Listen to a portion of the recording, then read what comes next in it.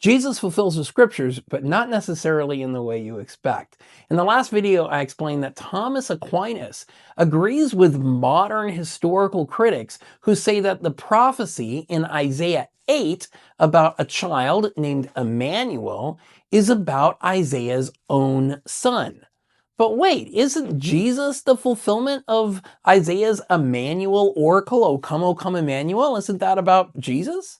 Hi, I'm Michael Barber. I'm professor of biblical studies and theology at the Augustine Institute Graduate School in St. Louis, Missouri. And we're talking here about Jesus's fulfillment of the Emmanuel prophecies in Isaiah. Now, in his commentary on the book of Isaiah, Thomas Aquinas talks about how Jesus alone fulfills the oracle about a child named Emmanuel in Isaiah 7.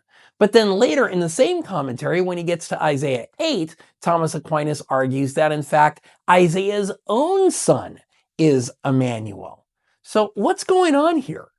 Thomas Aquinas seemed to have been under the impression that the church had issued a formal condemnation of the view that Isaiah 7 should be read as referring to something that took place in Isaiah's own day, that it should only be interpreted about the coming of Jesus.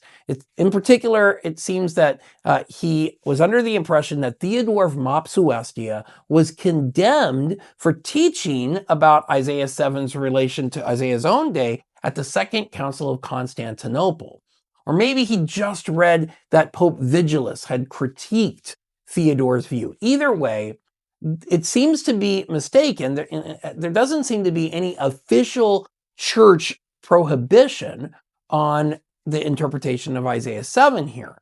Still, even if it was the private opinion or the personal opinion of a pope, you can understand why Thomas Aquinas may have been unwilling to say that the Emmanuel prophecy in Isaiah 7 could be in some way related to something that takes place in the 8th century before Christ. Now, while Thomas wouldn't allow Isaiah 7 to refer to something in Isaiah's own day, there was nothing holding him back from interpreting the Emmanuel figure in Isaiah 8 that way. So he lays out a rich theological account of this Emmanuel passage in his commentary on Isaiah 8. Now, this was perceived as risque in his day, and even later on, Nicholas of Lyra doubted that the commentary in Isaiah 8 was actually written by Thomas. It was such a big deal because people said you could only say the Isaiah Emmanuel child is a reference to Jesus, but there's no reason to insist that Thomas didn't write this commentary. There's no reason to think Thomas didn't say this. Thomas is arguing that Isaiah's child in Isaiah 8 prefigures the coming of Christ. And so Isaiah's son is a sign of God's faithfulness to the promises made to Israel. And God's faithfulness to the promises made are ultimately found in Christ. Saying the Emmanuel child is either a reference to Isaiah's son or a reference to Christ is a false choice, Thomas shows. It could be both for Thomas Aquinas.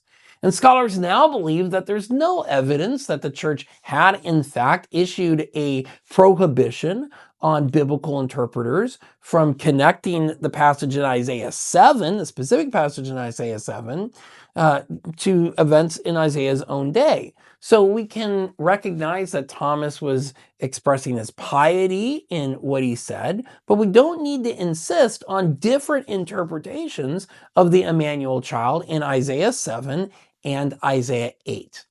More to come.